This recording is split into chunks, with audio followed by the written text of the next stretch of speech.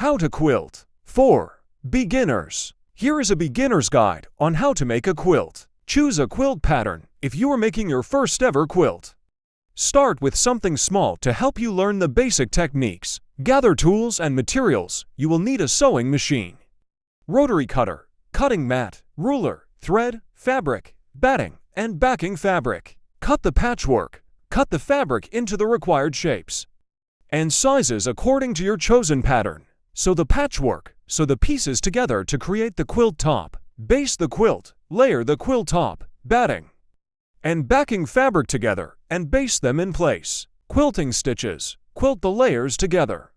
Using your preferred method, bind the quilt. Finish the edges of the quilt with binding. Enjoy your quilt. Admire your finished quilt and use it to keep warm or decorate your home.